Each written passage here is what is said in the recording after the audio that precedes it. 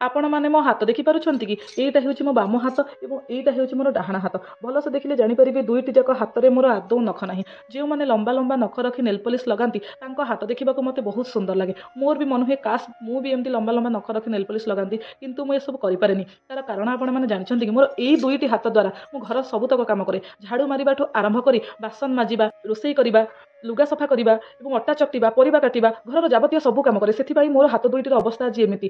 ଆଜିର ମୋର ଏଇ ଭିଡ଼ିଓଟି ସେଇ ସ୍ୱାମୀମାନଙ୍କ ପାଇଁ ଯେଉଁମାନେ ସବୁବେଳେ ଭାବନ୍ତି ତାଙ୍କର ସ୍ତ୍ରୀ କାହିଁକି ଅନ୍ୟ ସ୍ତ୍ରୀମାନଙ୍କ ତୁଳନାରେ ସେମିତି ସୁନ୍ଦର ଦେଖାଯାଉନାହାନ୍ତି, ତାଙ୍କର ହାତ ଗୋଡ଼ କାହିଁ ଏତେ ଚିକ୍କଣ ନାହିଁ।